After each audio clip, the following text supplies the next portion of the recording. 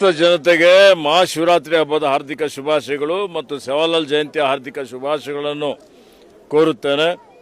ಇವತ್ತು ಮಹಾಶಿವರಾತ್ರಿಯ ದಿವಸ ನಾವೆಲ್ಲರೂ ಅತ್ಯಂತ ಶ್ರದ್ಧೆಯಿಂದ, ಭಕ್ತಿಯಿಂದ, ನಂಬಿಕೆಯಿಂದ ಶಿವನ ಆರಾಧನೆ ಮಾಡ್ತೀವಿ, ಅಭಿಷೇಕ ಮಾಡ್ತೀವಿ, ಜಾಗರಣೆ ಮಾಡ್ತೀವಿ. ಅದರ ಉದ್ದೇಶ ಏನಪ್ಪ ಅಂತ ಹೇಳಿದರೆ, ಶಿವ ನಮ್ದೆಲ್ಲ ಏನು ಇವತ್ತು ನಮ್ಮ ಆಶೋತ್ತರಗಳಿದ್ದಾವೆ, ಇವತ್ತು ಯಾರ್ಯಾರು ಏನೇನು ಭಕ್ತರು ಬೇಡಿಕೊಳ್ತಾರೆ, ಮತ್ತು ಇವತ್ತು ನಮ್ಮಲ್ಲಿ ನಂಬಿದಂಥ ಭಕ್ತರ ಕಣ್ಣೀರು ಒರೆಸುವಂಥ ಒಂದು ಕೆಲಸ ಮತ್ತು ನಮ್ಮ ಏನೊಂದು ಕಾಮನೆಗಳಿರ್ತವೆ, ನಮ್ಮ ಆಸೆಗಳೇನಿರ್ತವೆ, ಶಿವನ ಆರಾಧನೆ ಮಾಡೋದ್ರಿಂದ ನಮ್ಮ ಆಸೆಗಳು ಪೂರೈಕೆ ಆಗ್ತವೆ ಅನ್ನುವಂಥದ್ದು ಒಂದು ಪ್ರತೀತಿ ಇದೆ, ಒಂದು ನಂಬಿಕೆ ಇದೆ.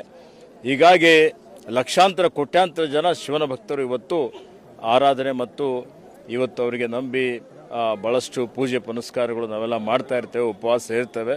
ಅದರ ಜೊತೆಯಲ್ಲಿ ಇವತ್ತು ನಾವೇನು ಸೇವಾಲಾಲ್ ಜಯಂತ್ಯೋತ್ಸವ ಮಾಡ್ತಾ ಇದ್ದೀವಿ, ಸಂತ ಸೇವಾಲಾಲ್ರವರು ಇವತ್ತೇನು ಬಂಜಾರ ಸಮುದಾಯಕ್ಕೆ, ವಿಶೇಷವಾಗಿ ಬುಡಕಟ್ಟು ಸಮುದಾಯಕ್ಕೆ, ಅಲೆಮಾರಿ ಸಮುದಾಯಕ್ಕೆ ಅವರು ಒಬ್ಬ ಇವತ್ತು ಆದರ್ಶ ಪುರುಷರಾಗಿ ಆ ಸಮುದಾಯದ ಶ್ರೇಯೋಭಿವೃದ್ಧಿಗಾಗಿ, ಆ ಸಮುದಾಯದಲ್ಲಿ ಸುಧಾರಣೆ ತರಬೇಕು ಅಂತೇಳಿ ಹಗಲೆಲ್ಲೂ ಶ್ರಮ ಮಾಡಿ ದೇಶದಾದ್ಯಂತ ಸಂಚಾರ ಮಾಡಿ ಅವರಿಗೆ ಒಳ್ಳೆಯ ಸಂಸ್ಕಾರವನ್ನು ಕೊಟ್ಟಿದ್ದಾರೆ, ಅವರಿಗೆ ಮಾರ್ಗದರ್ಶನ ಮಾಡಿದ್ದಾರೆ.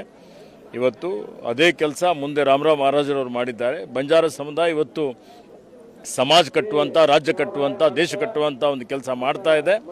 ಬಂಜಾರ ಸಮುದಾಯಕ್ಕೂ ಎಲ್ಲ ಸಮಸ್ತ ನಾಡಿನ ಜನತೆಗೂ ಸೇವಾಲಾಲ್ ಜಯಂತಿಯ ಹಾರ್ದಿಕ ಶುಭಾಶಯಗಳನ್ನು ಕೋರುತ್ತೇನೆ.